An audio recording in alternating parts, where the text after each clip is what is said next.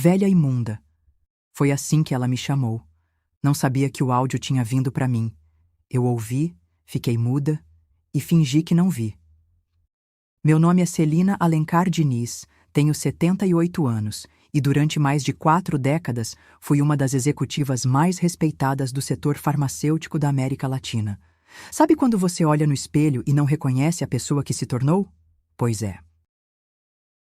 Eu era uma mulher que comandava reuniões com 200 pessoas, que voava para 3 países diferentes numa mesma semana, que assinava contratos de milhões de dólares sem piscar. E hoje eu sou tratada como um estorvo na minha própria casa. Mas deixe eu voltar um pouco no tempo. Deixe eu contar como uma menina nascida no interior da Bahia, numa família de agricultores que mal tinha dinheiro para comprar sapatos, se tornou uma das mulheres mais poderosas do mundo corporativo brasileiro. Nasci em 1945, em Oliveira dos Brejinhos, cidade pequena onde todo mundo conhece todo mundo. Meu pai, Joaquim Alencar, plantava mandioca e milho numa terra que mais parecia pedra de tão seca. Minha mãe, Dona Conceição, costurava para fora para complementar a renda. Éramos pobres, daqueles pobres que comem feijão com farinha e chamam de jantar. Mas eu era teimosa e curiosa. Queria saber por que o céu era azul, por que as plantas cresciam, por que os remédios curavam as pessoas. Minha mãe costumava dizer: Celina, você faz mais pergunta que passarinho faz ninho. E era verdade. Na escola da cidade, eu era a única menina que levantava a mão para responder.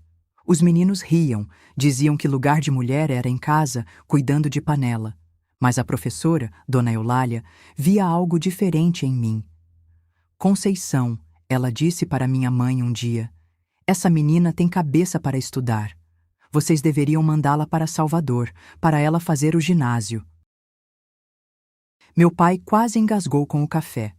Mandar uma menina estudar na capital? Dona Eulália, a senhora está maluca. Celina vai casar, ter filhos, cuidar da casa. Para que tanto estudo?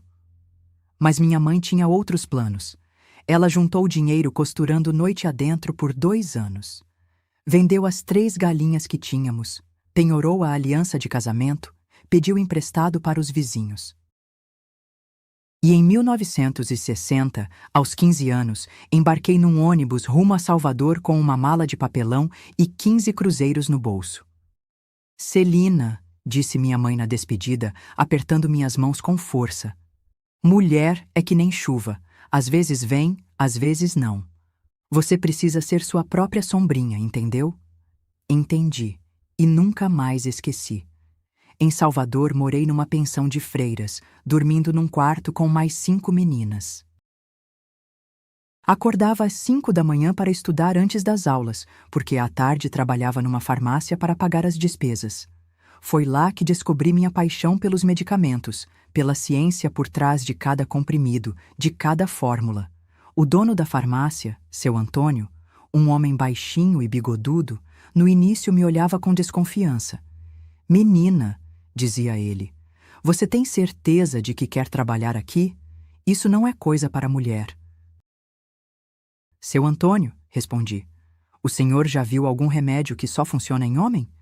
Ele riu, e foi o primeiro homem a apostar em mim. Trabalhei por tudo o que tive. Desde cedo, recusei ser dependente de qualquer homem. Terminei o ginásio como primeira da turma, consegui uma bolsa para fazer o científico no Colégio da Bahia. E em 1965, aos 20 anos, entrei para o curso de farmácia da Universidade Federal da Bahia.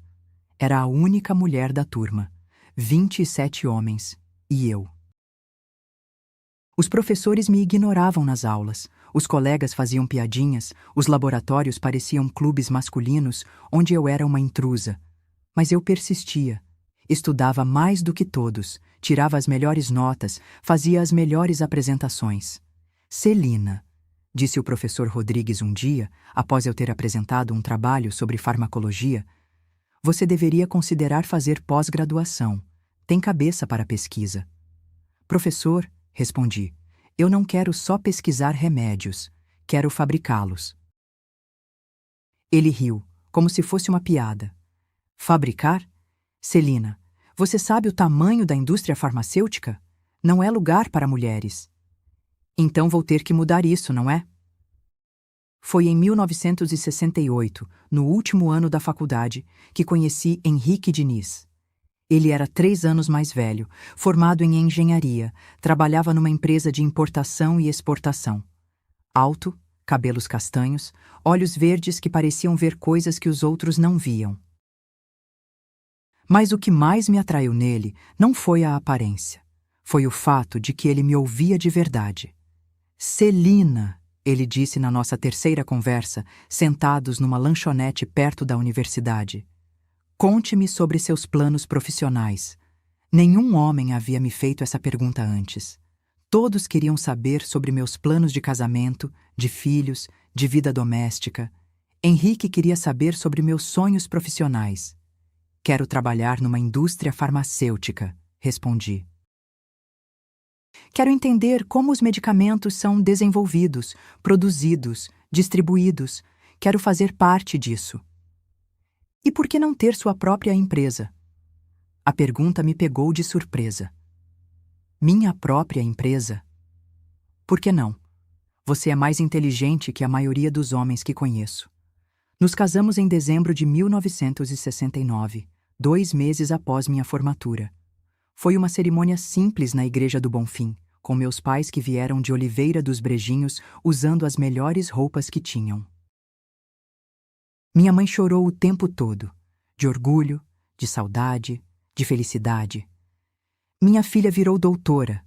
Ela repetia para quem quisesse ouvir. Doutora em remédio.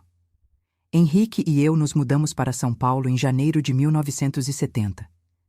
Ele havia conseguido um emprego numa trading company que comercializava produtos farmacêuticos importados. Eu, por minha vez, bati na porta de 17 laboratórios antes de conseguir minha primeira oportunidade. Dona Celina, disse o diretor da Laboratórios Reunidos, um homem gordo que fumava charuto atrás de uma mesa enorme.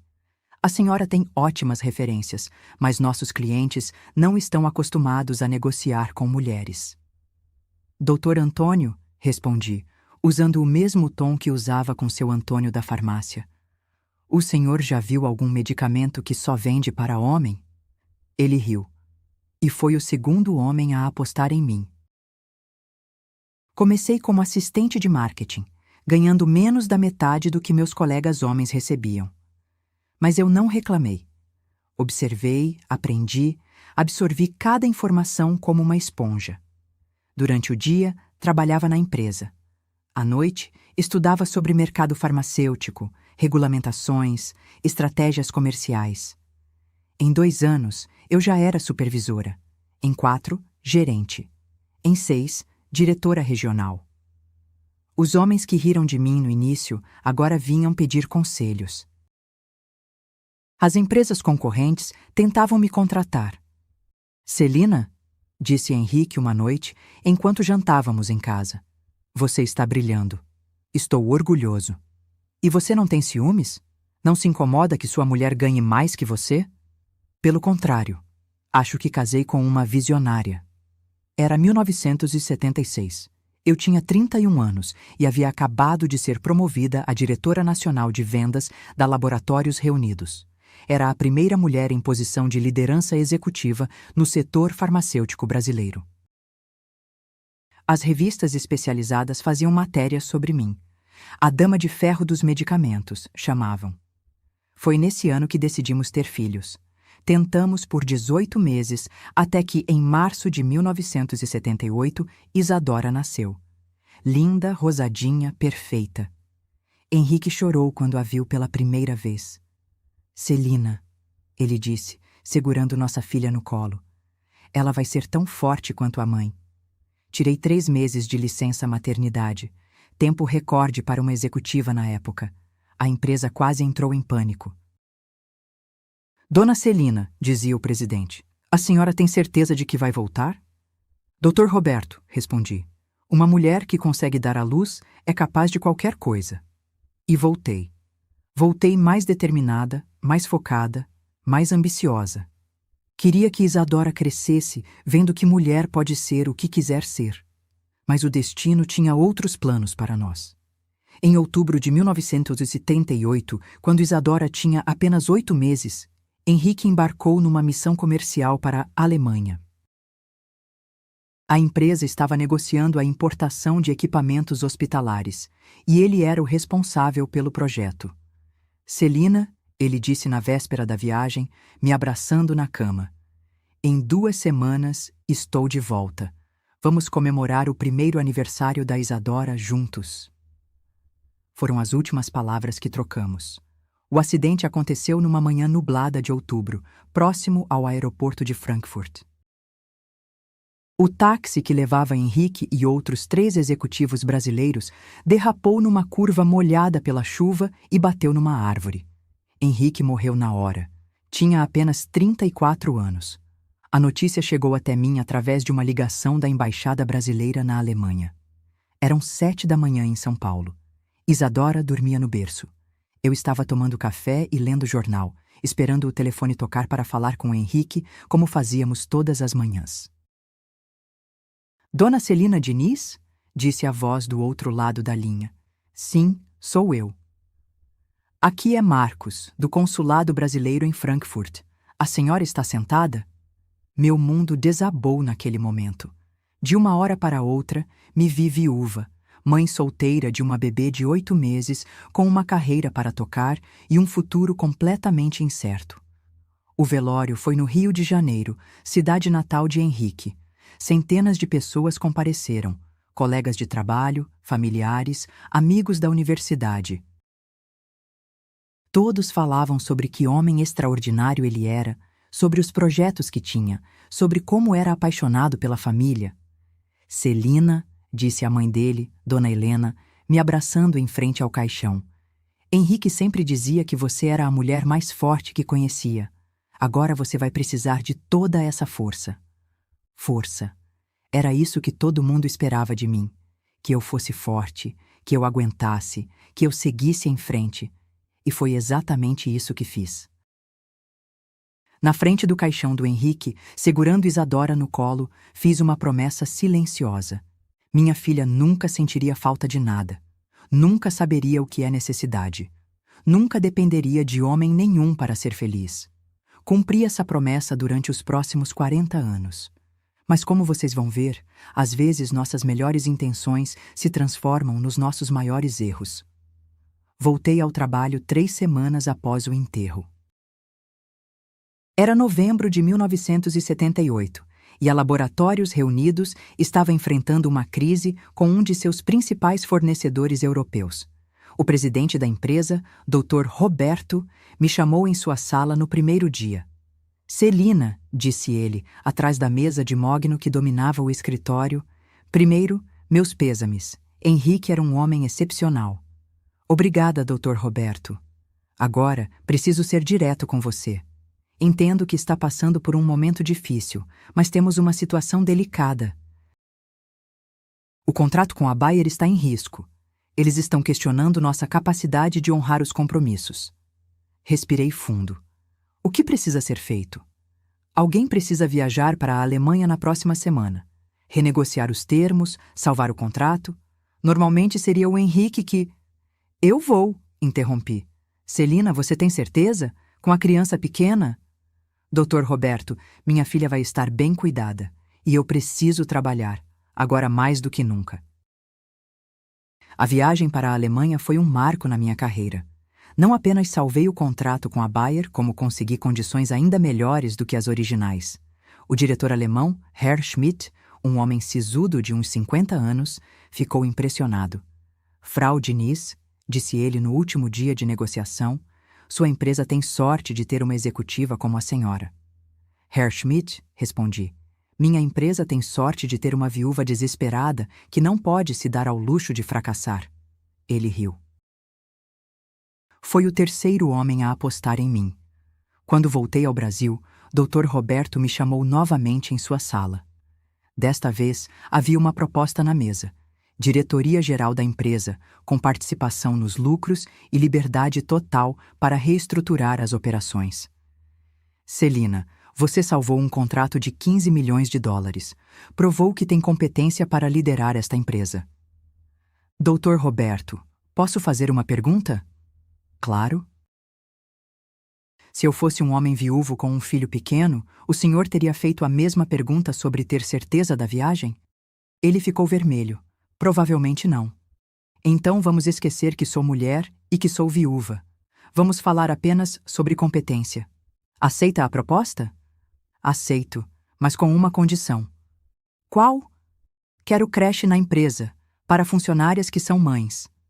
Creche? Celina, isso não existe em lugar nenhum. Então vamos ser os primeiros. Foi assim que, aos 33 anos, me tornei a primeira mulher a dirigir uma empresa farmacêutica no Brasil. E a primeira a instalar uma creche corporativa. Isadora cresceu literalmente dentro da empresa.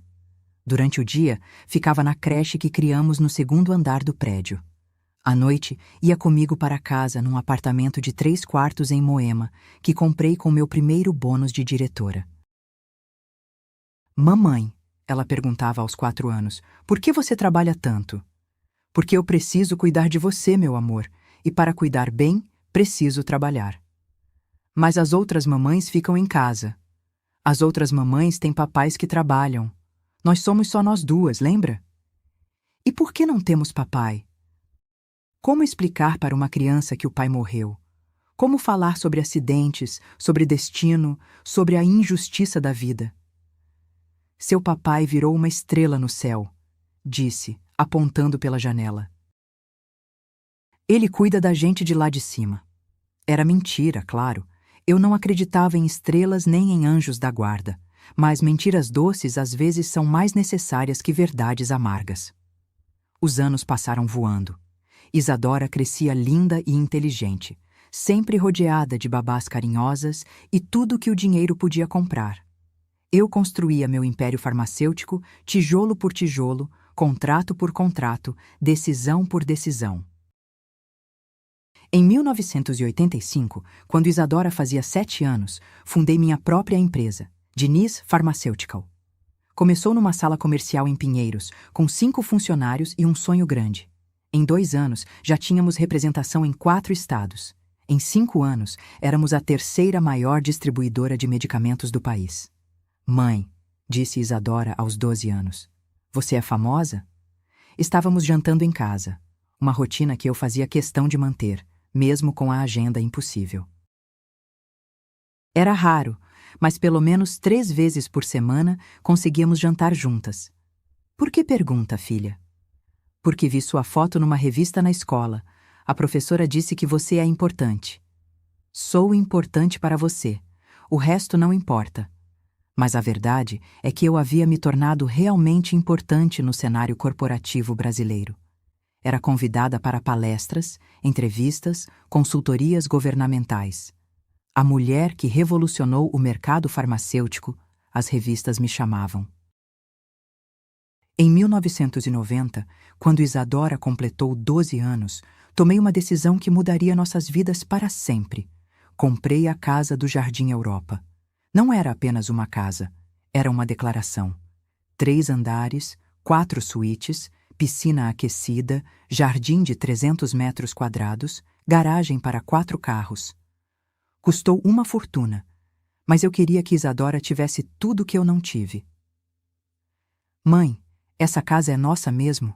Perguntou ela, andando pelos cômodos vazios no dia da mudança. Nossa, meu amor, toda nossa. Contratei um decorador famoso, comprei móveis importados, obras de arte, tapetes persas. Cada detalhe foi pensado para impressionar, para mostrar que havíamos chegado ao topo. Isadora adorou a casa nova. Pela primeira vez, tinha um quarto enorme só para ela, com closet, banheiro privativo e uma varanda que dava para o jardim. Matriculei ela numa escola bilíngue caríssima, onde os filhos da elite paulistana estudavam. Agora você pode convidar as amigas para dormir aqui, disse orgulhosa. E ela convidou. A casa vivia cheia de adolescentes nos fins de semana, usando a piscina, fazendo festas, consumindo tudo que eu providenciava com prazer. Eu trabalhava ainda mais para pagar aquele estilo de vida, mas não me importava. Ver Isadora feliz compensava qualquer sacrifício. Talvez tenha sido aí que comecei a criar um monstro sem perceber. Em 1995, Isadora fez 17 anos. Uma festa suntuosa na casa, com banda ao vivo, decoração temática e 200 convidados. Custou mais do que muita gente ganha em um ano, mas ela merecia.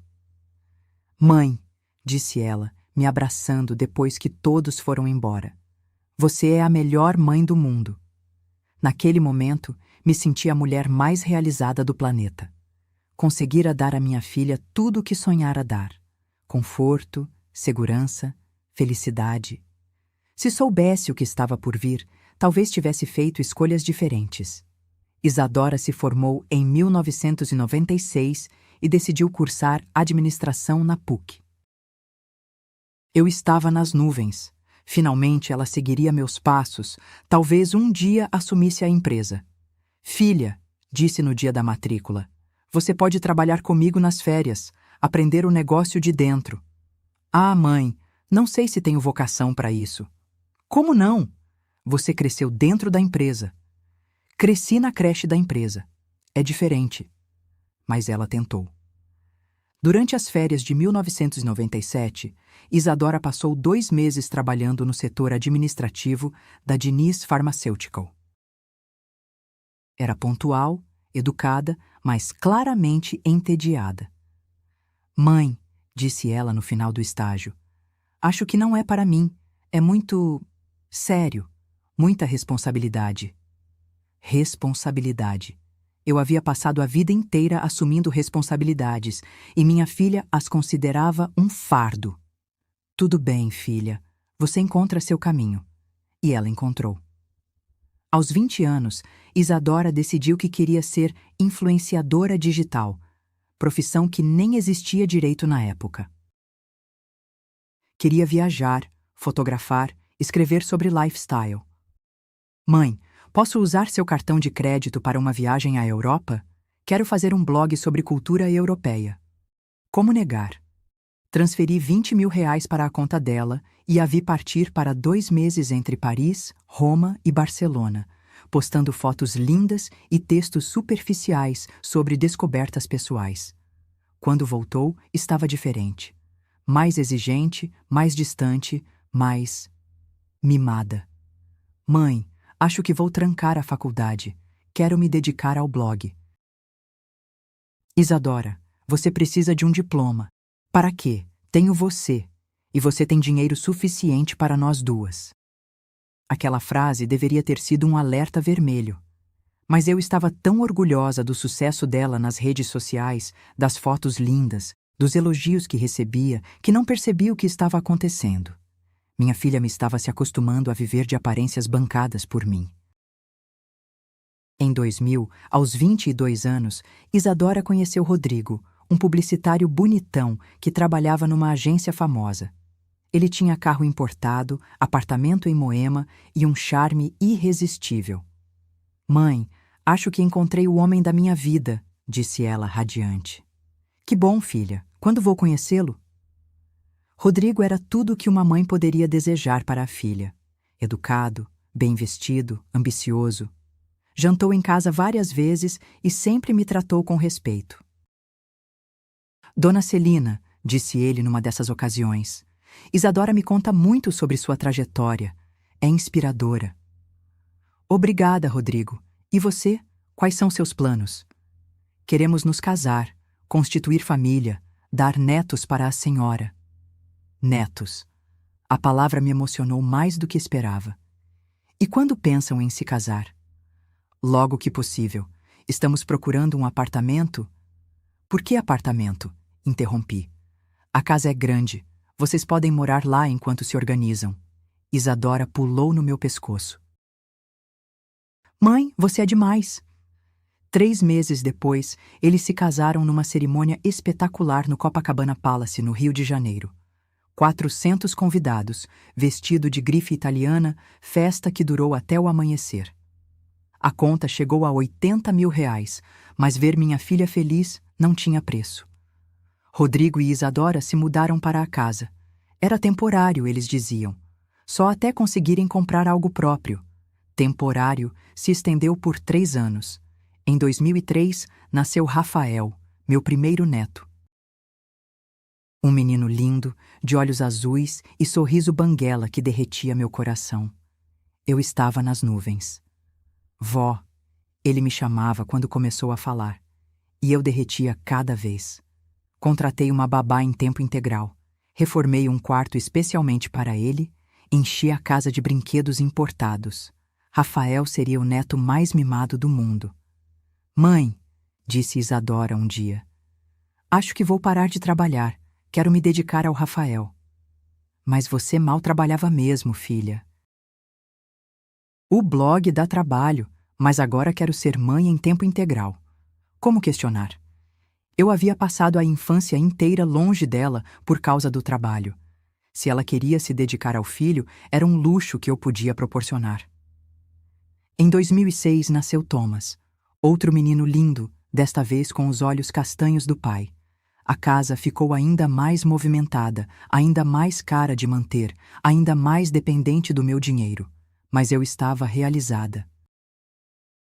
Tinha uma família grande, uma casa cheia de vida, netos que enchiam meus dias de alegria. Foi por volta dessa época que comecei a notar as primeiras fissuras no casamento de Isadora.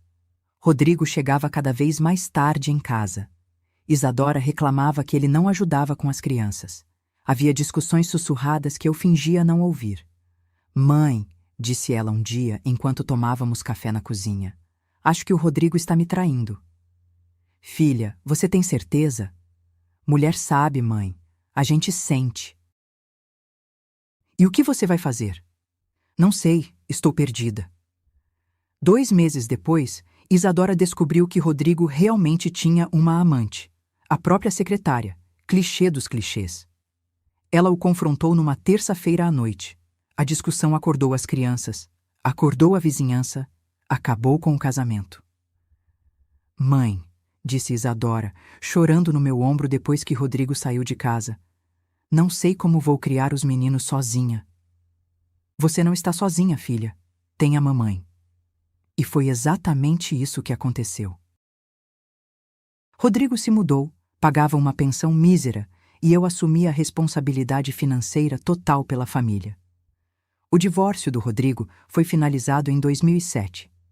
Isadora conseguiu uma pensão de R$ 3.000 mensais para os meninos, quantia que mal cobria os gastos da escola particular onde estudavam.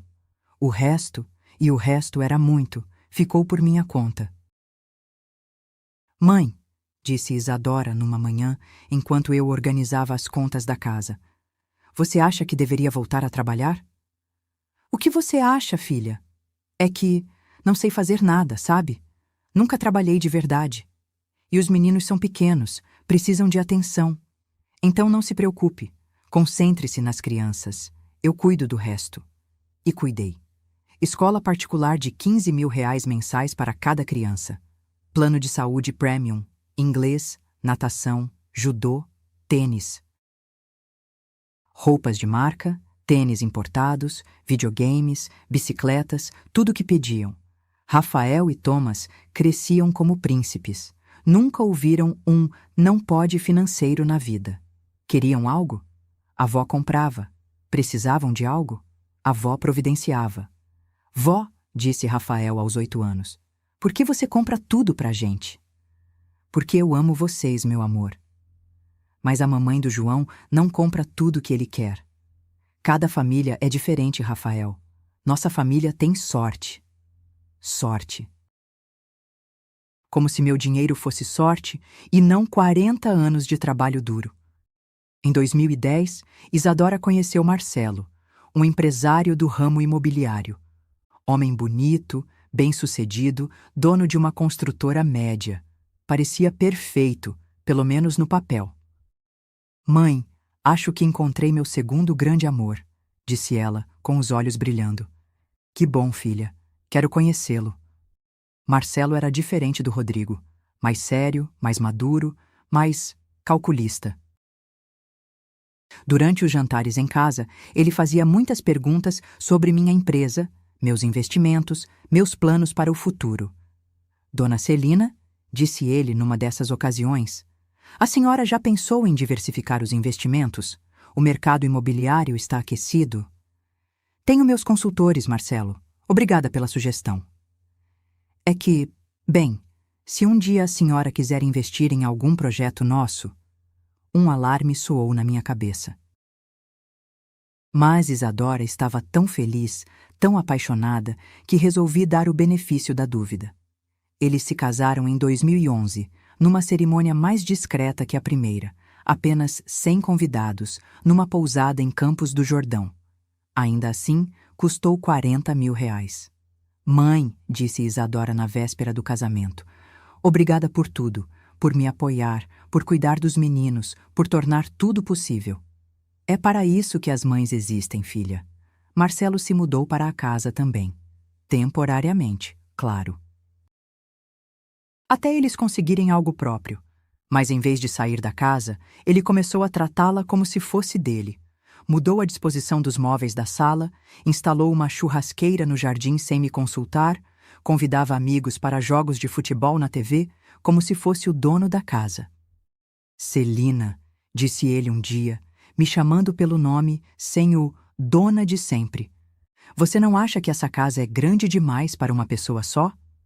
Como assim? Bem, você mora no anexo dos fundos. A casa principal fica vazia a maior parte do tempo. A casa principal é onde vocês moram, Marcelo. Sim, mas, legalmente, somos apenas agregados. Se um dia acontecesse algo com você... Marcelo, eu não vou morrer tão cedo. Claro que não. Mas seria interessante regularizar a situação. Talvez transferir a casa para o nome da Isadora. Ali estava. O verdadeiro interesse dele não era minha filha, era meu patrimônio. Marcelo, esta conversa acabou. Dona Celina, não se ofenda. Era apenas uma sugestão. Naquela noite, conversei com Isadora sobre a proposta do marido. Mãe, ele está pensando no nosso futuro, no futuro dos meninos. Isadora, esta casa é minha, conquistada com meu trabalho. Quando eu morrer, será sua. Mas enquanto eu estiver viva... Eu sei, mãe, eu sei. Desculpa. Às vezes o Marcelo é muito prático demais. Prático. Era essa a palavra que ela usava para descrever a ganância do marido. O casamento durou apenas 3 anos. Em 2014, descobrimos que Marcelo estava desviando dinheiro da própria construtora para sustentar um vício em jogos online. Perdeu tudo. Empresa, apartamento, carro, reputação. Mãe, disse Isadora chorando novamente no meu ombro. Como eu pude me enganar 2 vezes? Não se culpe, filha. Você escolheu com o coração. Agora eu vou ficar sozinha de novo, com 2 filhos, sem profissão, sem dinheiro. Você não está sozinha, nunca vai estar. E, assim, em 2014, aos 36 anos, Isadora voltou a ser oficialmente minha dependente. Ela, Rafael, então com 11 anos, e Thomas, com 8. Foi por essa época que comecei a notar mudanças sutis no comportamento dela. Pequenas coisas que, sozinhas, não significavam nada, mas juntas formavam um padrão preocupante. Quando eu falava, ela suspirava. Quando eu sugeria algo, ela revirava os olhos. Quando eu perguntava sobre seu dia, respondia com monossílabos. Isadora, você está bem? Estou, mãe. Só cansada. Cansada de quê? De tudo. Da vida, dos problemas. Que problemas? Você tem casa, comida, dinheiro? Exatamente. Eu tenho tudo, mas não tenho nada meu. Não entendi na época. Hoje entendo perfeitamente. Em 2018, decidi me aposentar. Aos 73 anos, havia dedicado 50 anos da minha vida ao trabalho. Era hora de desacelerar, de aproveitar a família, de me dedicar aos netos que tanto amava.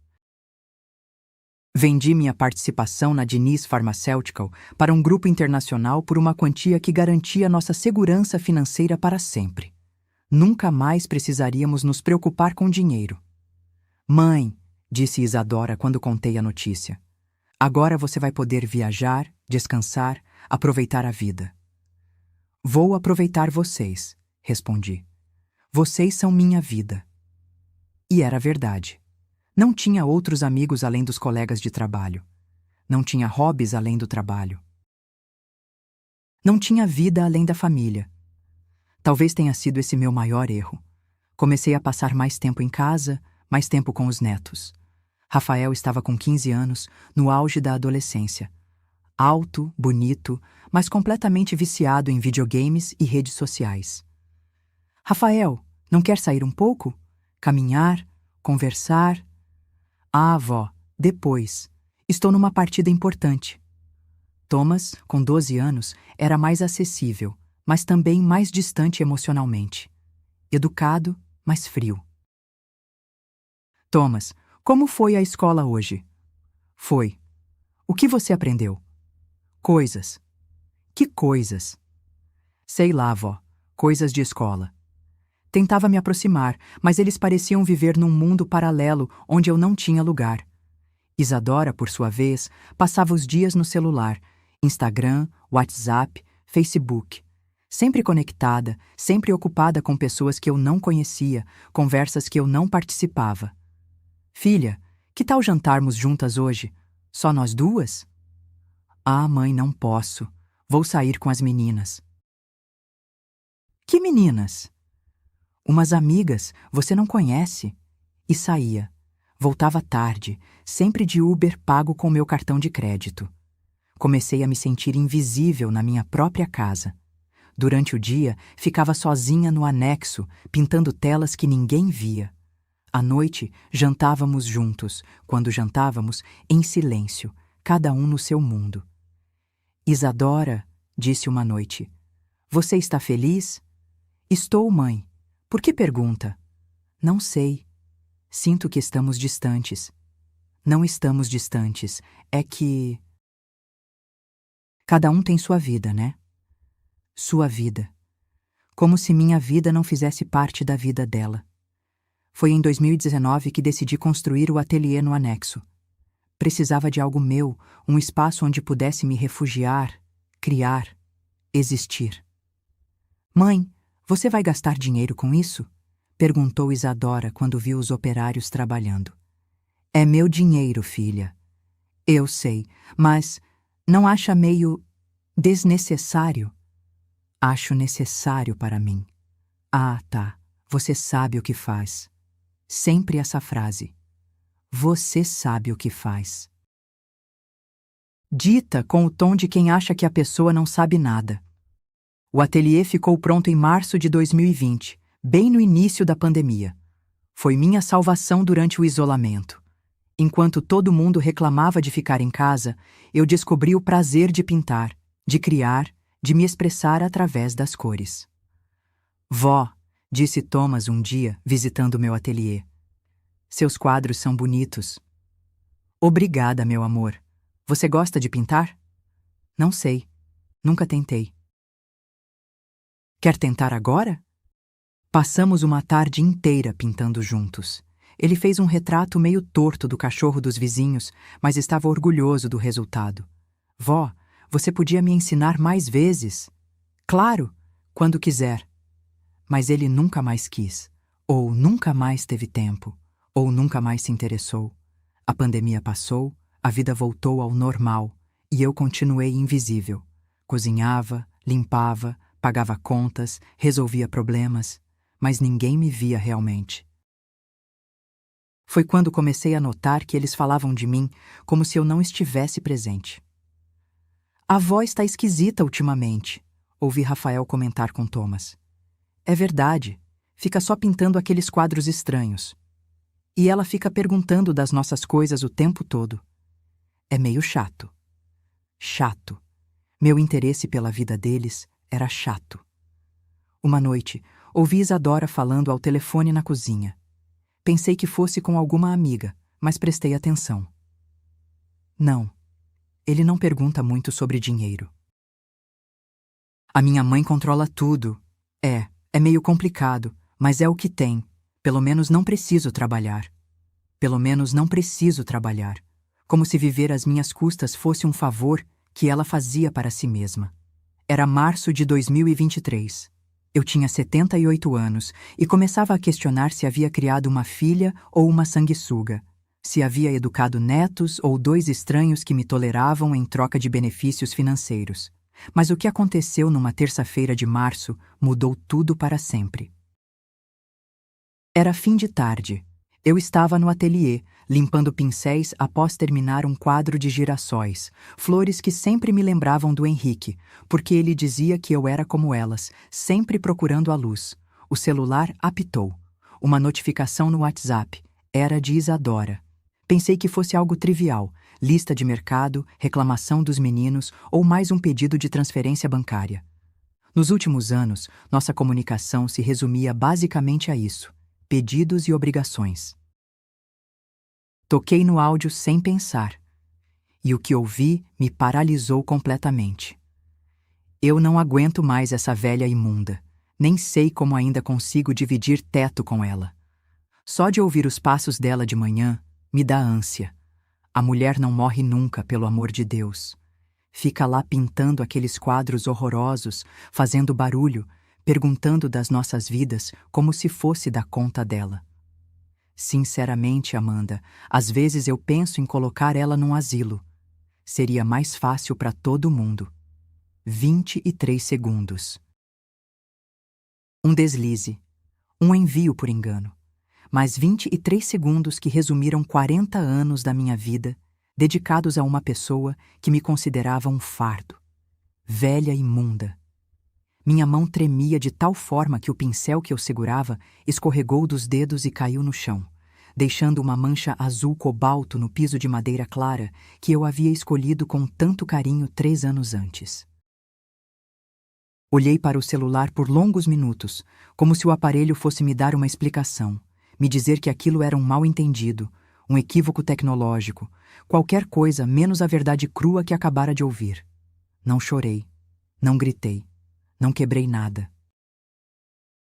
Apenas permaneci ali, sentada na poltrona de leitura que Henrique usava nos domingos de manhã para ler o jornal, apertando reproduzir mais uma vez, depois mais uma e mais uma, até ter certeza absoluta de que aquilo não era produto da minha imaginação. Era real. Era para Amanda, a melhor amiga de Isadora desde a adolescência. Mas chegou em mim. Você já sentiu o chão desaparecer debaixo dos seus pés? Foi exatamente isso que aconteceu. 78 anos de vida, 40 anos criando aquela mulher, 15 anos sustentando ela e os filhos na minha casa, e eu era uma velha imunda que deveria ser colocada num asilo. Sentei ali até o sol se pôr completamente. O áudio ecoava na minha cabeça como um mantra cruel. Velha imunda. Velha imunda, velha imunda. Cada repetição mental era uma punhalada no peito, uma confirmação do que eu já suspeitava, mas não queria admitir. Eu havia me tornado um estorvo na vida das pessoas que mais amava. Como uma mulher que dedicou a vida inteira à família podia ser vista assim pela própria filha? Que crime eu havia cometido? Ter envelhecido? Ter cabelos brancos que contavam a história de décadas de trabalho, ter rugas que mapeavam cada preocupação, cada noite mal dormida pensando no bem-estar dela? As memórias começaram a surgir como slides numa apresentação cruel. Lembrei de quando Isadora tinha 5 anos e pegou uma pneumonia que quase a levou. Passei 3 semanas dormindo numa cadeira desconfortável do hospital infantil, trabalhando pelo celular durante o dia e velando seu sono durante a noite. Minhas costas doíam tanto que mal conseguia me endireitar, mas não saí de perto dela nem por 1 hora. Doutora Celina, disse a enfermeira-chefe na 2ª semana, a senhora não quer ir para casa descansar? Nós cuidamos bem da sua filha. Obrigada, respondi, mas minha casa é onde minha filha está. Quando ela finalmente sarou e recebeu alta, me abraçou com força e disse: Mamãe, você não vai mais sair do meu lado? Nunca, meu amor. Mamãe sempre vai estar aqui. Sempre. Que palavra idiota. Sempre acabou sendo sinônimo de inconveniente. Lembrei de quando ela teve crise de ansiedade aos 17 anos, véspera do vestibular. Eu havia programado uma viagem de negócios para Londres, um contrato de 15 milhões de dólares que vinha negociando há 6 meses. Tudo acertado, passagem comprada, reuniões agendadas. Mas na noite anterior ao embarque, encontrei Isadora no banheiro, chorando compulsivamente, hiperventilando, dizendo que não conseguiria fazer a prova, que era uma fracassada, que não prestava para nada. Cancelei a viagem. Perdi o contrato. Fiquei ao lado dela durante 3 dias, fazendo chás calmantes, conversando sobre medos e ansiedades, garantindo que ela era capaz de qualquer coisa. Mãe, ela disse no domingo à noite, abraçando meu pescoço com força. Obrigada por escolher eu. E eu escolhi. Sempre escolhi ela. Em cada decisão importante da minha vida, ela vinha primeiro.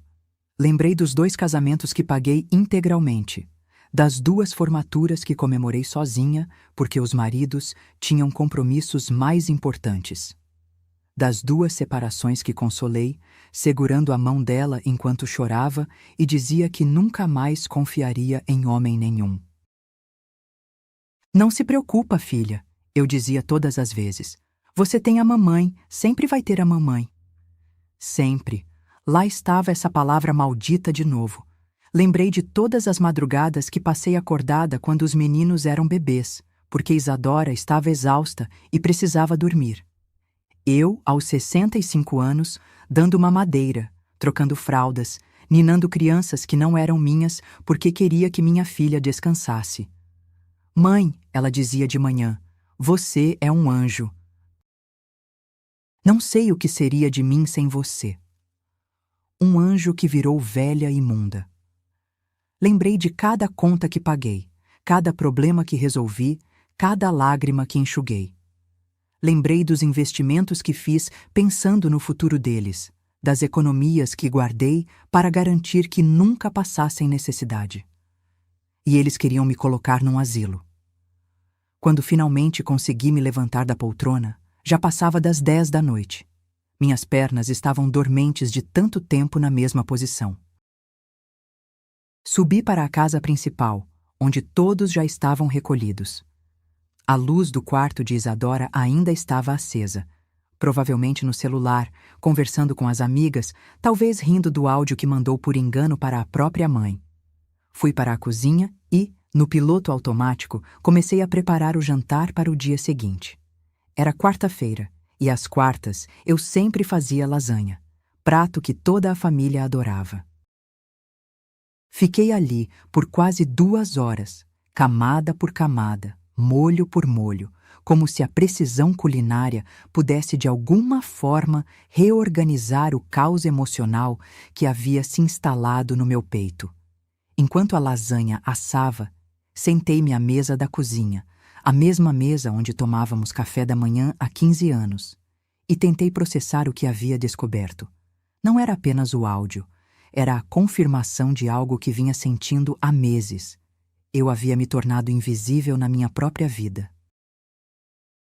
Quando foi que deixei de ser Celina, a executiva respeitada, para me tornar apenas a avó ou a mãe? Quando foi que minhas opiniões deixaram de importar? Quando foi que minha presença se tornou incômoda em vez de bem-vinda? Tentei lembrar da última vez que Isadora havia me perguntado como eu estava. Não como você dormiu, ou você viu onde botei tal coisa, mas genuinamente como eu estava me sentindo, quais eram meus planos, meus sonhos, minhas preocupações. Não consegui lembrar. Tentei lembrar da última vez que os meninos haviam demonstrado interesse real por mim. Quando foi que perguntaram sobre minha vida, meu trabalho, minhas histórias? Não consegui lembrar. Tentei lembrar da última vez que me senti valorizada, respeitada, amada por quem eu era, não pelo que eu providenciava. Não consegui lembrar. A lasanha ficou pronta à meia-noite. Desliguei o forno, cobri a travessa com papel alumínio e deixei um bilhete. Lasanha para o almoço de amanhã. Só esquentar no micro-ondas. Subi para meu quarto no anexo e, pela primeira vez em meses, tranquei a porta. Não porque tivesse medo, mas porque precisava me proteger. De mais humilhações, de mais desrespeito, de mais invisibilidade. Deitei na cama sem trocar de roupa, olhando para o teto que eu mesma havia pintado de azul claro 3 anos antes, quando reformei o anexo. Cada detalhe daquela casa tinha minha marca, minha personalidade, meus sonhos. Mas eu havia me tornado uma estranha no meu próprio lar. Durante a madrugada, fiquei acordada repassando conversas, analisando comportamentos, conectando pontos que antes pareciam isolados. As suspiradas quando eu falava, os olhares de impaciência quando eu fazia perguntas, a pressa em terminar qualquer conversa comigo. Como eu havia sido tão cega? Lembrei de uma conversa que tive com minha psicóloga, doutora Carmen, alguns meses antes. Ela havia me sugerido que eu arranjasse atividades fora de casa, que cultivasse amizades, que desenvolvesse interesses próprios. Celina, disse ela numa sessão, você já parou para pensar se essa dedicação toda à família não está sufocando vocês duas? Na época, achei um absurdo. Como o amor pode sufocar? Como cuidar da família pode ser prejudicial? Doutora Carmen, respondi, eu dediquei minha vida inteira a eles. Como posso simplesmente parar de me importar? Não estou dizendo para parar de se importar. Estou dizendo para se importar com você também. Se importar comigo. Conceito estranho. Durante 78 anos, me importar comigo significava garantir que eu estivesse forte o suficiente para cuidar dos outros. Nunca pensei em me importar comigo como fim em si mesmo. Dodora Eikor. Carmen, mas e se eles precisarem de mim? E se você precisar de você? A pergunta ecoou na minha cabeça durante toda a madrugada. E se eu precisar de mim? Na manhã seguinte, acordei mais cedo do que o habitual. Tomei banho, me vesti com cuidado, blusa azul marinho, calça social, sapato baixo confortável. Não sabia bem por quê, mas senti a necessidade de estar apresentável. Desci para a cozinha e preparei café da manhã como sempre fazia. Frutas picadas, suco natural, pães frescos, queijos variados. Deixei tudo arrumado na mesa e esperei. Isadora foi a primeira a descer, por volta das 9 horas. Veio falando no celular como sempre. Não foi nada importante, amiga. Só um áudio que mandei por engano. Não, ela nem deve ter ouvido. Você sabe como é, né? Essas pessoas mais velhas não prestam atenção nessas coisas. Nossos olhares se cruzaram por um segundo. Ela desviou rapidamente, terminando a ligação. Bom dia, mãe, disse, pegando uma xícara de café. Bom dia, filha, respondi, forçando um sorriso que não sentia. Era como se estivéssemos representando uma peça de teatro para uma plateia invisível. 2 atrizes interpretando mãe e filha, fingindo que tudo estava normal, fingindo que não havia uma bomba relógio emocional prestes a explodir entre nós. Os meninos desceram em seguida, ainda sonolentos.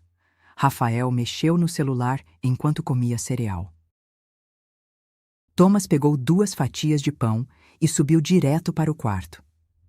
Thomas, chamei. Não quer sentar um pouco? Conversar? Ah, avó, tenho que terminar um trabalho da escola. Trabalho da escola numa quarta-feira de manhã. Claro. Depois que todos saíram, Isadora para o salão de beleza, os meninos para a escola, fiquei sozinha na cozinha, olhando para as sobras do café da manhã. 3 pessoas que viviam na minha casa, sustentadas pelo meu dinheiro, haviam passado menos de 15 minutos na minha presença, e esses 15 minutos foram puramente funcionais. Ninguém perguntou como eu tinha dormido. Ninguém comentou sobre meus planos para o dia. Ninguém demonstrou o menor interesse na minha existência, além da função de provedora silenciosa. Foi nesse momento que tomei uma decisão que mudaria o resto da minha vida. Peguei o telefone e liguei para doutor Álvaro Santana, meu advogado pessoal há mais de 20 anos.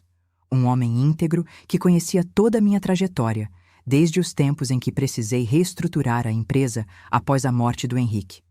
Doutor Álvaro, disse, tentando manter a voz firme, preciso de uma consulta urgente e discreta. Claro, dona Celina. Posso recebê-la hoje à tarde no escritório? Prefiro que o senhor venha aqui. E, por favor, não comente com ninguém sobre nossa reunião. Naturalmente. Que horas seria conveniente? 3 da tarde? Perfeito. Estarei aí. Desliguei o telefone e, pela primeira vez em semanas, me senti no controle de alguma coisa. Não sabia exatamente o que ia fazer, mas sabia que precisava fazer algo. Não podia mais viver como um fantasma na minha própria vida. Dr. Álvaro chegou pontualmente às 3 da tarde, usando o mesmo terno cinza de sempre, a mesma gravata azul marinho, carregando a mesma pasta de couro que o acompanhava há décadas. Havia algo reconfortante nessa constância, nesse ar sério e confiável que me tranquilizava desde o primeiro dia em que nos conhecemos, quando eu era uma viúva desesperada, tentando manter uma empresa de pé. Dona Celina, disse ele, sentando-se na poltrona da sala que reservei para nossas conversas importantes, a senhora parece preocupada. O que posso fazer para ajudá-la? Respirei fundo, organizando os pensamentos que haviam fervilhado na minha cabeça durante as últimas 18 horas. Doutor Álvaro, quero que o senhor me ajude com algumas providências. Primeira, quero vender a casa. Segunda, quero transferir parte dos meus fundos para aquele CNPJ que criamos alguns anos atrás, aquele que mantemos em total sigilo. Ele ajustou os óculos, claramente surpreso. Conhecia minha situação financeira melhor que qualquer contador. Sabia que eu tinha recursos suficientes para viver confortavelmente em qualquer lugar do mundo. Mas também conhecia minha ligação emocional com aquela casa. Posso perguntar o motivo dessa decisão, dona Celina? Motivos pessoais, respondi, usando o mesmo tom que empregava em reuniões executivas quando não queria explicações adicionais. Entendo. E quanto ao prazo? Quer que eu comece a procurar interessados? Quero que encontre interessados até o final da semana. E quero tudo finalizado em no máximo 30 dias. Ele fez algumas anotações no bloquinho que sempre carregava. Dona Celina, vender uma propriedade desse valor em 30 dias significa aceitar um preço abaixo do mercado. Não importa. Quero pressa, Dr. Álvaro. Pressa é mais importante que preço agora. Muito bem. E sobre a transferência dos fundos? Quero que mova 2 milhões para o CNPJ. Também quero que alugue um flat em meu nome numa cidade do interior de Minas Gerais. Lugar tranquilo, discreto. Alguma cidade específica? Tiradentes. Ele parou de escrever e me olhou por cima dos óculos. Tiradentes? Dona Celina, a senhora tem alguma ligação com essa cidade? Digamos que é um lugar onde me senti bem, onde me senti viva. E a família? Eles sabem dessa decisão? Olhei pela janela da sala, onde podia ver o jardim que eu mesma havia planejado 15 anos atrás. Cada roseira plantada com esperança, cada árvore frutífera escolhida pensando nas brincadeiras dos netos, cada canteiro desenhado para criar um ambiente acolhedor para a família que tanto amava. Doutor Álvaro, eles vão saber na hora certa. Dona Celina, posso falar como seu advogado e como alguém que a conhece há muito tempo? Claro. A senhora tem certeza absoluta dessa decisão? Porque uma vez que vendemos a casa... Doutor Álvaro, interrompi. Durante quantos anos o senhor me viu lutar para construir esse patrimônio? Mais de 20 anos. E em todos esses anos, alguma vez me viu tomar uma decisão por impulso? Nunca. Então confie em mim agora. Esta não é uma decisão impulsiva. É uma decisão necessária. Ele fechou o bloquinho e guardou a caneta no bolso interno do paletó. Muito bem, vou começar a trabalhar imediatamente. Em quanto tempo quer que eu encontre o flat em Tiradentes? O mais rápido possível. E Dr. Álvaro? Sim? Total discrição. Ninguém pode saber dessas providências até que eu autorize. Naturalmente, a senhora pode contar comigo. Depois que ele saiu, me dirigi ao meu ateliê. Era meu refúgio há 3 anos, o único lugar da casa onde me sentia realmente eu mesma. Comecei a separar o que levaria comigo. Os 3 quadros que mais gostava, alguns livros especiais, materiais de pintura básicos. Era impressionante como uma vida inteira cabia em tão pouco espaço. Nas semanas seguintes, me tornei uma especialista em fingir normalidade. Acordava cedo, preparava o café da manhã, perguntava sobre os planos do dia, sorria quando necessário. Por fora, era a mesma Celina de sempre. Por dentro, cada fibra do meu ser estava se reorganizando para uma nova vida. Comecei a observar tudo com uma clareza dolorosa. A forma como Rafael me cumprimentava sem levantar os olhos do celular, como se eu fosse um móvel que ocasionalmente emitia sons. Como Thomas suspirava toda vez que eu fazia uma pergunta, como se minhas palavras fossem interrupções inconvenientes em sua rotina.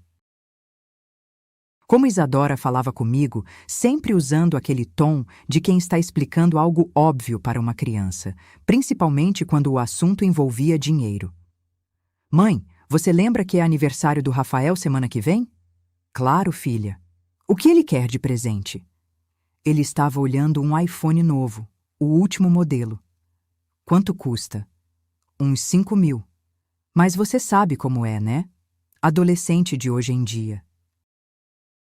Adolescente de hoje em dia que nunca trabalhou um dia na vida, que nunca precisou economizar para comprar nada, que considerava natural ganhar presentes de 5.000 reais porque tinha uma avó trabalhadora. Pode deixar, filha, eu compro. Obrigada, mãe. Você é demais.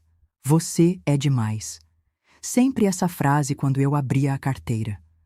Nunca você é demais quando eu precisava de carinho, de conversa, de companhia. Dr. Álvaro trabalhava com eficiência impressionante. Em 10 dias, tinha 4 propostas firmes para a casa. Uma delas, de Roberto Silva, empresário do agronegócio de Goiás, era por 2,8 milhões, 400 mil abaixo do valor de mercado, mas ele pagava à vista. Dona Celina, disse Dr. Álvaro durante nossa segunda reunião, o Sr. Roberto está disposto a fechar negócio ainda esta semana, mas insisto, é uma diferença considerável de valor.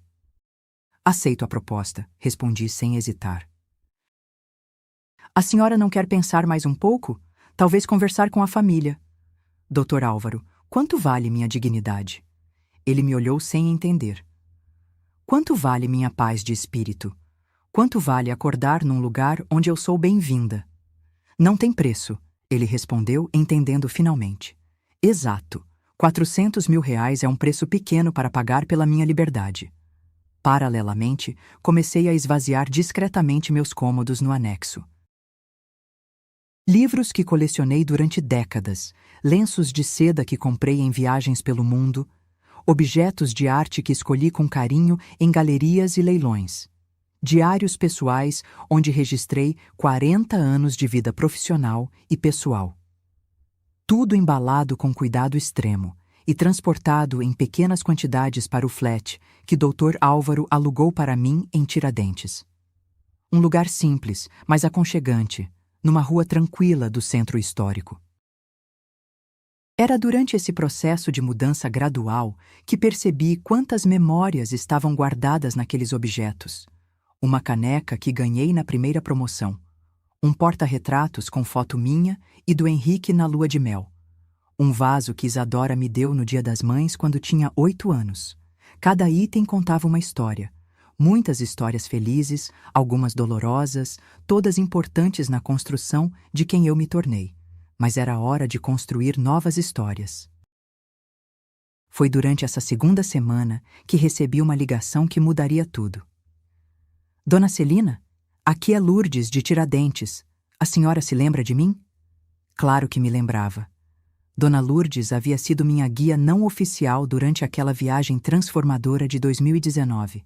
Uma mulher de 60 anos, viúva, com um sorriso contagiante e uma sabedoria que vinha de quem conhecia profundamente os altos e baixos da vida. Lourdes, que alegria ouvir sua voz. Como está? Estou bem, querida. Mas liguei porque soube que a senhora alugou um flat aqui na cidade. É verdade? É sim. Estou pensando em passar uns tempos aí. Que maravilha! Mas me conta, está tudo bem com a senhora? Mudança tão repentina?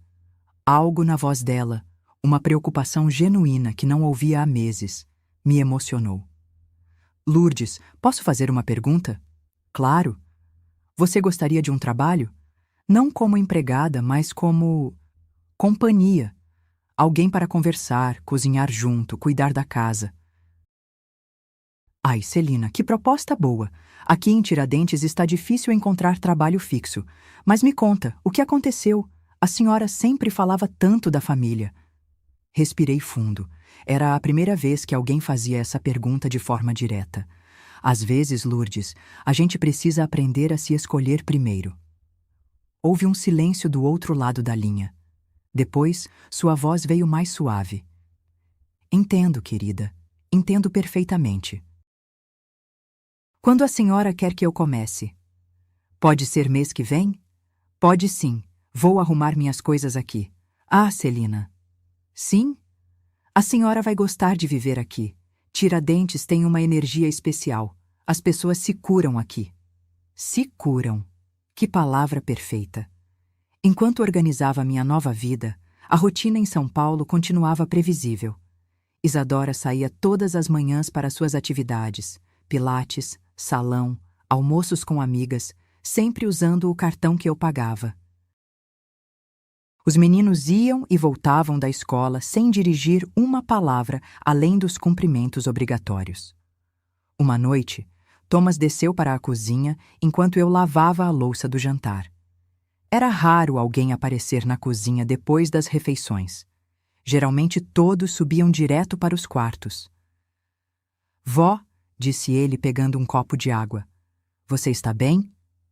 Foi a primeira vez em meses que alguém da família fez uma pergunta sobre meu bem-estar. Estou sim, meu amor. Por que pergunta? Sei lá.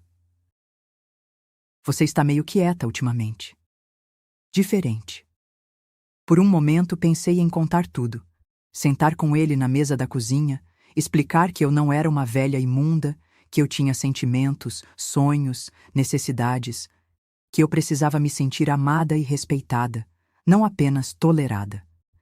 Mas ele já estava perdendo o interesse na conversa, mexendo no celular enquanto bebia água. Boa noite, vó. Boa noite, Thomas. E subiu, deixando-me sozinha com meus pensamentos e minha decisão cada vez mais consolidada. Foi nessa noite que tomei a decisão final sobre como seria minha despedida. Não seria um escândalo, não seria uma briga, não seria uma acusação dramática ou um ultimato emocional. Seria silenciosa, como havia sido minha presença nos últimos anos. Seria digna, como eu sempre tentei ser. E seria definitiva, porque aos 78 anos eu havia aprendido que segundas chances só funcionam quando ambas as partes querem mudança. Na manhã seguinte, liguei para Dr. Álvaro com minha decisão final. Pode finalizar tudo. Quero assinar os papéis o mais rápido possível. Tem certeza absoluta, dona Celina? Dr. Álvaro, nunca tive tanta certeza de nada na minha vida. A escritura foi marcada para a quinta-feira seguinte. Minha nova vida começaria na sexta-feira. Faltavam apenas 5 dias para eu deixar de ser uma velha imunda e voltar a ser simplesmente Celina. A escritura foi assinada numa quinta-feira chuvosa de março. Era uma daquelas manhãs paulistanas em que o céu fica cinzento e pesado, como se a própria cidade estivesse refletindo meu estado emocional. Dr. Álvaro me acompanhou ao cartório do 15º tabelionato, na Vila Madalena, num trajeto silencioso onde eu observava pela janela do carro as ruas que conhecia há décadas. Roberto Silva, o comprador, era um homem simpático de uns 50 anos, cabelos grisalhos, mãos grandes de quem trabalhou a vida toda. Quando nos cumprimentamos na sala de espera do cartório, ele parecia genuinamente animado com a aquisição. Dona Celina, disse ele, apertando minha mão com firmeza. É uma propriedade linda. Minha família vai cuidar muito bem dela. Tenho certeza de que vão, respondi. Ela foi muito amada durante todos esses anos. A senhora construiu uma vida bonita naquela casa. Deve ser difícil se desfazer dela. Senhor Roberto, às vezes a gente precisa saber quando um ciclo terminou. Durante a assinatura dos documentos, eu me sentia estranhamente calma. Cada papel assinado, cada carimbo aplicado, cada reconhecimento de firma era um passo a mais na direção da minha liberdade. O tabelião, um homem sisudo de uns 60 anos, conduzia o processo com a solenidade de quem compreendia a importância daquele momento. Dona Celina Alencar Diniz, disse ele, a senhora confirma que está vendendo voluntariamente o imóvel localizado na Rua das Magnólias, 847, Jardim Europa, pelo valor de R$ 2.800.000? Confirmo. E declara estar ciente de que, uma vez assinada esta escritura, o imóvel deixará de pertencer à senhora? Declaro. 45 anos da minha vida estavam sendo transferidos para as mãos de um estranho por uma assinatura.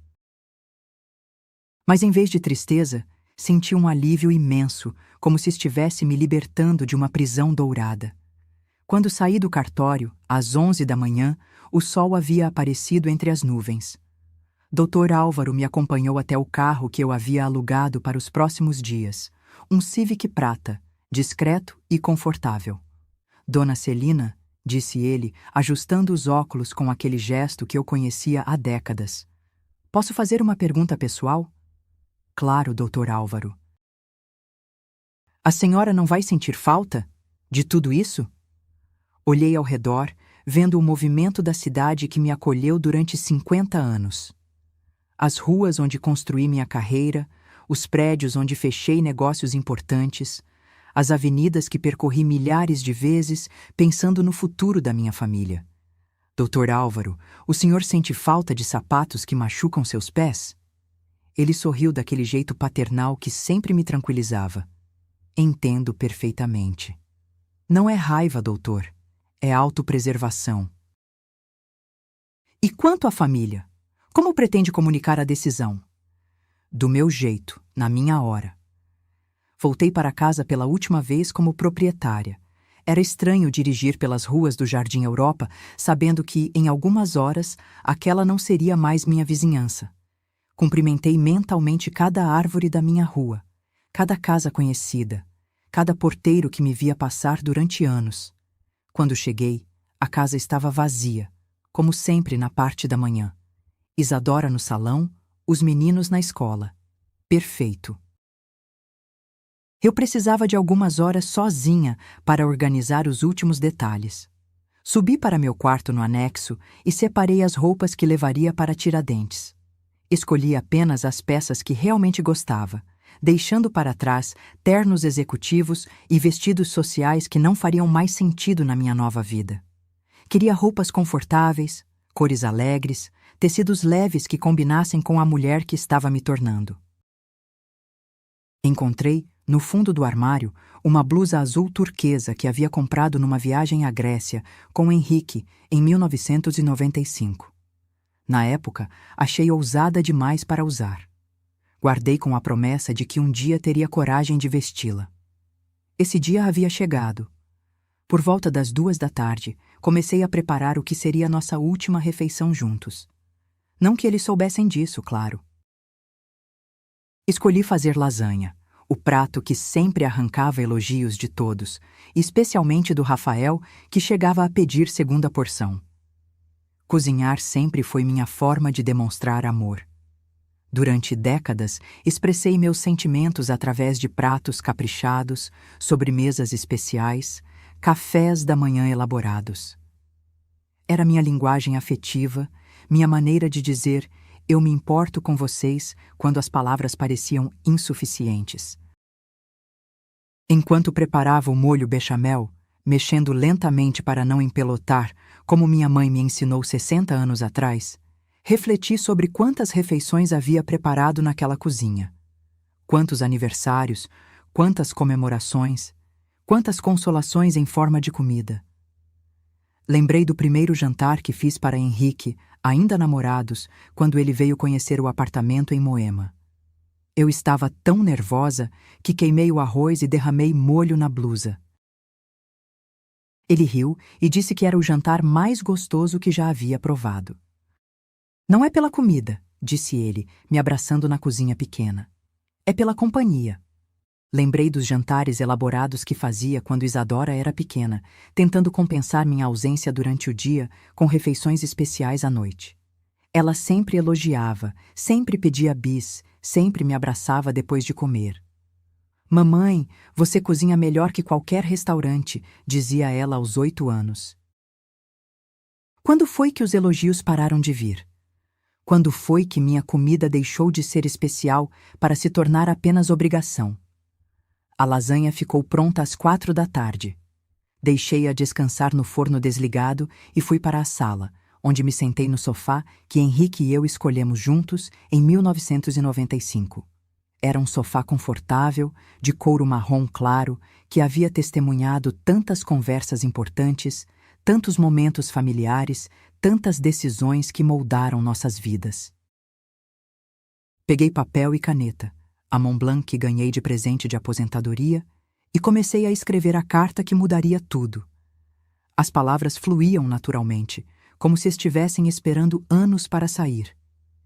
Isadora, você não precisa mais dividir teto com a velha imunda. A casa foi vendida. O dinheiro da venda está numa conta separada, suficiente para você alugar um lugar e se organizar financeiramente pelos próximos anos. Não se preocupe comigo, eu não morri. Apenas decidi não viver onde sou desprezada. Espero que um dia você entenda que amor não é apenas receber, é também dar. E respeito não é opcional em relacionamentos familiares. Cuidem-se. Com amor, mesmo assim, mamãe. Dobrei a carta cuidadosamente e a coloquei num envelope branco. Escrevi Isadora na frente com minha letra mais caprichada, a mesma caligrafia que usei para assinar contratos milionários, aprovar medicamentos que salvaram vidas e tomar decisões que afetaram milhares de pessoas. Agora, usava essa mesma letra para tomar a decisão mais importante da minha vida: escolher a mim mesma. Por volta das 6 da tarde, eles começaram a chegar. Primeiro os meninos, fazendo barulho na porta da frente, jogando mochilas no chão, subindo direto para os quartos, sem cumprimentar ninguém. Depois Isadora, carregando sacolas de compras. Mais gastos no meu cartão de crédito. Mãe, cheguei! Gritou ela do térreo, como fazia todos os dias. Estou aqui, respondi da sala. Era nossa rotina há anos. Ela gritava que havia chegado, eu confirmava minha presença, e cada um seguia para seus afazeres sem maiores interações. Hoje seria diferente. Meninos! Gritei para o andar de cima. Venham jantar! Já vamos, vó! Respondeu Thomas. Às 7 em ponto, estávamos todos reunidos na mesa de jantar. A mesa de mármore italiano que compramos na viagem à Toscana, onde celebramos tantos momentos importantes da nossa família. Vó, essa lasanha está uma delícia, disse Rafael, atacando o segundo pedaço. Obrigada, meu amor. Você devia fazer mais vezes, completou Thomas. Vou lembrar da sugestão, respondi, escondendo um sorriso triste. Se eles soubessem que essa era a última vez...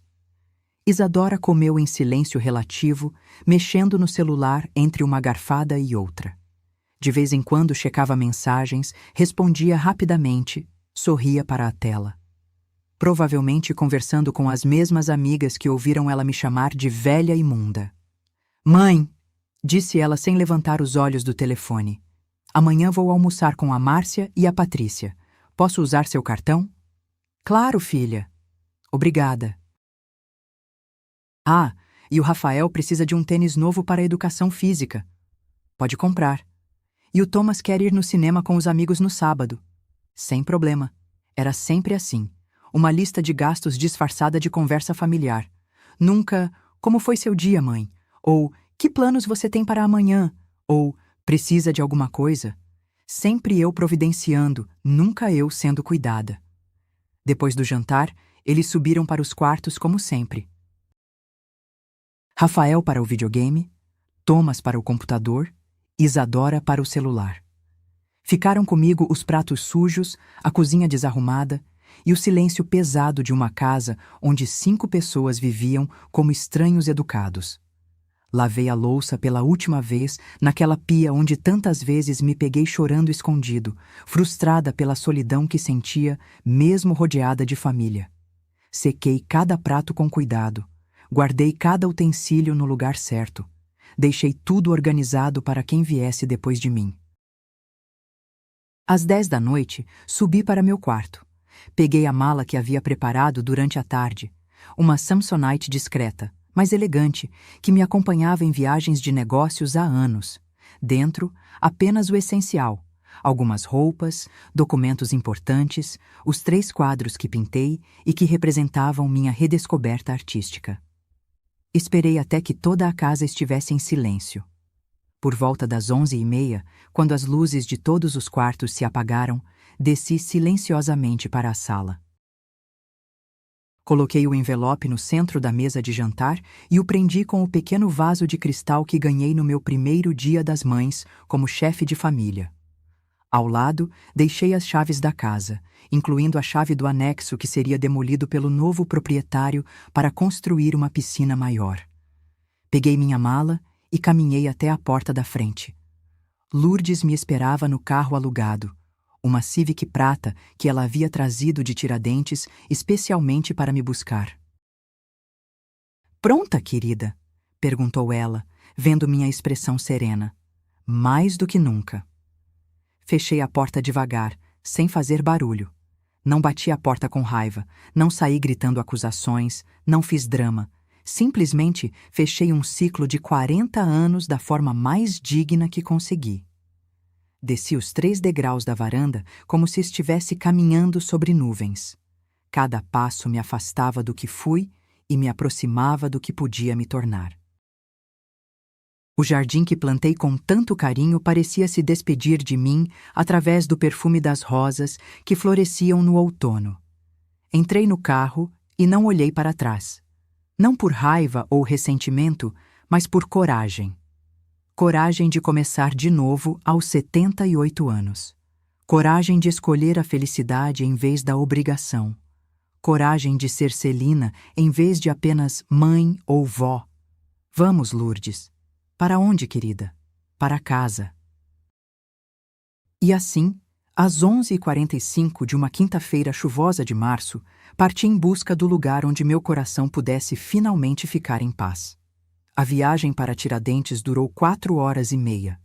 Durante o trajeto, conversamos sobre planos para a nova vida, sobre as receitas mineiras que Lourdes queria me ensinar, sobre os artistas locais que eu poderia conhecer. Era reconfortante ter alguém genuinamente interessado no que eu tinha a dizer, alguém que me via como pessoa completa, não apenas como fonte de recursos. "Celina", disse Lourdes quando paramos num posto para abastecer. "Posso falar uma coisa?" "Claro." "Não sei o que aconteceu em São Paulo, mas tenho certeza de que você tomou a decisão certa." "Como pode ter certeza?" "Porque em 3 horas de conversa, você sorriu mais do que sorriu durante todos os dias que passamos juntas em 2019. Era verdade. Eu estava sorrindo. De verdade. Não o sorriso forçado que usava para disfarçar a tristeza, mas um sorriso genuíno de quem está indo ao encontro da própria vida. Por volta das 4h, chegamos a Tiradentes adormecida. As ruas de pedra reluziam sob a luz dos postes coloniais, criando um ambiente de conto de fadas que me fez lembrar de por que havia me apaixonado por aquela cidade. A casa que havia alugado ficava na Rua do Rosário, a 5 minutos a pé do centro histórico. Era pequena se comparada ao que deixei para trás, mas tinha algo que a mansão de São Paulo perdeu ao longo dos anos: alma. "É aqui, Celina", disse Lourdes, estacionando em frente ao portão de madeira pintado de azul céu. Saí do carro e respirei o ar da madrugada mineira. Ar puro, sem poluição, sem pressa, sem pressão. ar que cheirava a possibilidades novas e recomeços necessários. Abri o portão de madeira e caminhei pelo pequeno jardim até a porta da frente. A chave girou facilmente na fechadura, como se a casa estivesse me esperando. Acendi as luzes e me vi numa sala simples, mas aconchegante. Paredes caiadas de branco, vigas de madeira aparente no teto, uma lareira que realmente funcionava. "Bem-vinda ao seu novo lar", disse Lourdes entrando atrás de mim. E pela primeira vez em muito tempo, eu realmente me senti bem-vinda em casa. Fui para o quarto que seria meu. Uma cama de casal simples, mas confortável. Uma janela que dava para o quintal onde eu poderia plantar as lavandas que sempre quis ter. Sentei na beirada da cama e, finalmente, deixei as lágrimas virem. Não eram lágrimas de tristeza. Eram lágrimas de alívio. Alívio de ter tido coragem. Alívio de ter me escolhido. Alívio de saber que, aos 78 anos, ainda havia tempo para ser feliz. 6 meses depois, minha vida havia se transformado completamente. Acordava todos os dias sem pressa, sem obrigações que não fossem minhas, sem a sensação constante de estar incomodando alguém. Minha nova rotina era deliciosa em sua simplicidade. Levantava cedo para ver o nascer do sol atrás da Serra de São José, tomava café com Lourdes na varanda pequena enquanto planejávamos o dia, caminhava até a padaria do seu João para comprar pão fresquinho e conversar com os vizinhos que já me tratavam como família. "Dona Celina", gritou seu João uma manhã. "Como está nossa artista favorita?" Artista. Eles me viam como artista, não como provedora financeira. Às terças e quintas, pintava no ateliê que improvisamos no quarto dos fundos da casa. Uma mesa de madeira simples perto da janela, cavalete que Roberto, um escultor aposentado que se tornou meu amigo, me deu de presente, telas em branco esperando serem preenchidas com as cores da minha nova vida. "Celina", disse Dona Marina numa das nossas reuniões semanais do grupo de artistas, "seus quadros estão cada vez mais luminosos. Você mudou a paleta de cores?" "Não mudei a paleta", respondi. "Mudei a vida." Era verdade. Meus quadros refletiam meu estado emocional. Em São Paulo, predominavam tons escuros, paisagens melancólicas, retratos sombrios. Em Tiradentes, explodia em amarelos, azuis vibrantes, verdes esperançosos. "Já pensou em fazer uma exposição?" perguntou Roberto durante uma de nossas caminhadas matinais pelo centro histórico. "Uma exposição? Aos meus 78 anos?" "Especialmente aos 78 anos. Você tem uma vida inteira de experiências para expressar." A ideia me animou de uma forma que não sentia há décadas. Expor meus quadros. Ter meu trabalho visto e apreciado por pessoas que não me conheciam, que me julgariam apenas pela arte que produzia. "Você realmente acha que eu deveria?" "Celina, você passou 40 anos construindo a vida de outras pessoas. Está na hora de construir a sua própria obra de arte." E foi exatamente o que fiz.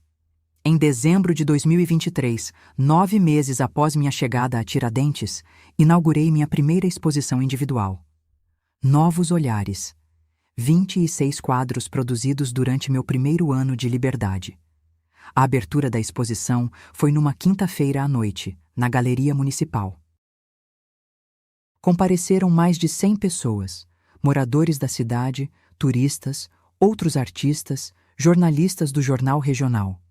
Eu usava a blusa azul turquesa da Grécia, finalmente com coragem suficiente para vestir suas cores vibrantes. Meu cabelo, que deixei crescer e ficou mais branco e mais livre, estava preso num coque elegante que Lourdes me ajudou a fazer. "Dona Celina", disse o prefeito da cidade durante a abertura, "seus quadros capturam nossa Tiradentes com uma sensibilidade única." É evidente que a senhora escolheu nossa cidade com o coração. Caminhei pela galeria vendo meus quadros expostos, cada um com uma pequena etiqueta explicativa que eu mesma escrevi. Cada tela contava uma história da minha nova vida. Amanhecer na serra, conversa na padaria, sinos ao entardecer, lavandas do meu jardim. Dona Celina, perguntou uma jovem repórter do jornal local. A senhora pode falar sobre sua trajetória artística? Comecei a pintar aos 65 anos, respondi. Durante mais de 40 anos, dediquei minha vida à família e ao trabalho. A arte era um sonho guardado numa gaveta emocional. Aos 78 anos, finalmente abri essa gaveta. E não acha que começou tarde demais? Pelo contrário. Acho que comecei na hora certa. Tinha experiência de vida suficiente para ter algo verdadeiro a dizer. Qual conselho daria para pessoas da sua idade que têm sonhos adiados? Olhei ao redor da galeria, vendo rostos sorridentes apreciando meu trabalho, sentindo pela primeira vez em décadas que estava exatamente onde deveria estar, e respondi: que nunca é tarde para se escolher, que nunca é tarde para descobrir quem você realmente é quando ninguém está olhando, e que felicidade não é egoísmo, é responsabilidade que temos conosco mesmos. A exposição foi um sucesso além das minhas expectativas. Vendi 16 quadros na primeira semana. Não pelo dinheiro, eu tinha recursos suficientes para viver confortavelmente, mas pela validação de que minha arte tocava as pessoas, de que eu tinha algo valioso a oferecer ao mundo. Uma senhora de uns 60 anos comprou Lavandas do Meu Jardim, um quadro que pintei inspirada no canteiro que plantei no quintal da minha nova casa. Por que escolheu esse? Perguntei curiosa. Porque me lembra que beleza pode nascer em qualquer lugar, em qualquer idade, desde que a gente tenha coragem de plantar, respondeu ela. Exato. Era exatamente a mensagem que eu queria transmitir. Durante esses meses, mantive contato esporádico com a família que deixei em São Paulo. Thomas me ligava ocasionalmente, geralmente aos domingos, sempre escondido da mãe. Vó, onde você está morando mesmo? Numa cidade pequena em Minas Gerais, meu amor. Muito bonita, muito tranquila. A mamãe diz que você ficou maluca. E o que você acha? Acho que você ficou feliz. Sua voz está diferente no telefone. Thomas sempre foi o mais perceptivo dos dois netos. Aos 14 anos, já entendia nuances emocionais que adultos não conseguiam perceber. Thomas, você está bem? Como estão as coisas aí? Diferentes. A mamãe trabalha agora. Conseguiu um emprego numa empresa de cosméticos. O Rafael reclama muito do apartamento novo, diz que é pequeno. E você? Eu sinto sua falta, vó. Sinto falta de conversar com alguém que me escuta de verdade. Meu coração apertou. Você pode me ligar sempre que quiser, meu amor. Sempre. A mamãe não gosta muito. O que a mamãe não souber não vai machucá-la. Isadora nunca mais falou comigo diretamente. Ocasionalmente mandava mensagens pelo WhatsApp, sempre pedindo dinheiro ou reclamando de alguma dificuldade financeira. Eu respondia educadamente, mas mantinha distância emocional. A verdade é que eu não sentia mais raiva, nem mágoa profunda, apenas uma indiferença saudável em relação a quem escolheu me ver como fardo em vez de bênção. Rafael, agora com 17 anos, nunca mais tentou contato. Provavelmente nem notou minha ausência além da inconveniência financeira que ela representou. Um ano após minha chegada a Tiradentes, numa manhã de março exatamente igual àquela em que parti de São Paulo, acordei e olhei no espelho do banheiro. A mulher que me encarava de volta era diferente da que saiu da mansão do Jardim Europa. Tinha os mesmos cabelos brancos, agora mais longos e livres. As mesmas rugas, talvez algumas a mais, mas que pareciam contar histórias de sorrisos genuínos em vez de preocupações alheias. A mesma idade cronológica, mas uma energia completamente renovada. Bom dia, Celina, disse para meu reflexo. Como você está? Estou bem, respondi em voz alta, e sorri, porque era verdade. Pela primeira vez em 40 anos, eu estava bem de verdade. Desci para a cozinha, onde Lourdes já preparava café como fazia todas as manhãs. Ela se tornara mais que funcionária. Era minha companheira de vida, minha amiga, minha família escolhida. Bom dia, querida. Como dormiu? Como uma rainha, respondi. E era verdade. Sentamos na varanda para tomar café, ritual sagrado que repetíamos há 1 ano. O sol nascia atrás da Serra de São José, pintando o céu de dourado. Os sinos da igreja matriz tocaram 8 horas. Seu João acenou da janela da padaria. Dona Marina passou caminhando com seu cachorro e gritou: "Bom dia, artista!" Era uma manhã comum em Tiradentes, uma manhã perfeita na minha nova vida. "Lourdes", perguntei, "você se arrepende de ter vindo morar comigo?" "Jamais." "E você?" "De ter vindo?" "Nunca." "De ter demorado tanto para tomar essa decisão?" "Todos os dias." Rimos juntas, 2 mulheres maduras que descobriram tardiamente que felicidade não é luxo, é necessidade básica que temos direito de buscar. Hoje, 1 ano e meio depois da minha fuga, como Isadora se refere à minha decisão, vivo numa rotina que me preenche completamente. Acordo sem pressa. Cuido do jardim que plantei com minhas próprias mãos. Pinto todas as manhãs vendo o sol nascer atrás da serra. Almoço com Lourdes conversando sobre tudo e sobre nada. Às quartas-feiras, participo das reuniões do grupo de artistas, que se tornaram minha família escolhida. Às sextas, dou aulas de pintura para crianças da escola municipal, projeto voluntário que me trouxe mais satisfação que qualquer contrato milionário que assinei na vida corporativa. Aos sábados, caminho pelo centro histórico, paro para conversar com comerciantes, tomo café na varanda da pousada colonial, assistindo turistas descobrirem a mesma paz que encontrei aqui. Thomas me liga todo domingo. Está crescendo, amadurecendo, se tornando um jovem pensativo que questiona o mundo ao seu redor. "Vó", disse ele numa das nossas últimas conversas, "comecei a tocar violão na escola." "Que maravilha! Seu avô tocava violão." "Eu sei. A senhora já me contou.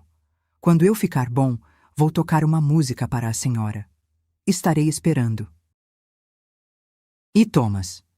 "Sim? Você sabe que pode vir me visitar quando quiser, né? Quando fizer 18 anos e puder decidir por si mesmo?" "Eu sei, vó. E vou." Rafael nunca mais falou comigo. Está no último ano do ensino médio, segundo Thomas, e planeja cursar engenharia. Torço silenciosamente para que encontre seu caminho e seja feliz, mesmo que esse caminho não passe por mim. Isadora conseguiu se estabilizar profissionalmente. Trabalha como coordenadora de marketing na empresa de cosméticos e, pelo que soube por Thomas, está saindo com alguém novo. Espero sinceramente que tenha aprendido a valorizar as pessoas que a amam antes que seja tarde demais. Nunca mais recebi pedidos de dinheiro. Nunca mais ouvi reclamações sobre minha presença. Nunca mais me senti invisível ou indesejada. Não sou uma mulher amarga, sou uma mulher lúcida. Não morri quando saí daquela casa. Apenas deixei de viver onde era tratada como inconveniente. Você não precisa mais dividir teto com a velha imunda. Essa foi a frase que mudou minha vida. Mas hoje, olhando para trás, agradeço por ter ouvido aquele áudio. Agradeço porque me deu a coragem que precisava para me escolher. Às vezes, as pessoas da cidade me perguntam se não sinto falta da vida em São Paulo, da família, da casa grande, do conforto material que tinha antes. E eu respondo sempre a mesma coisa. Como você pode sentir falta de uma vida que nunca foi realmente sua? Porque foi isso que descobri. Durante 78 anos, vivi a vida que outros esperavam que eu vivesse. Aos 78 anos, finalmente comecei a viver a minha própria vida. E sabe o que é mais incrível? Descobri que nunca é tarde para recomeçar. Nunca é tarde para se escolher. Nunca é tarde para ser feliz de verdade. Se você chegou até aqui comigo nessa jornada, talvez esteja passando por algo parecido. Talvez também se sinta invisível na própria vida. Talvez também esteja cansado de ser conveniente em vez de ser autêntico. Talvez também tenha sonhos guardados numa gaveta emocional.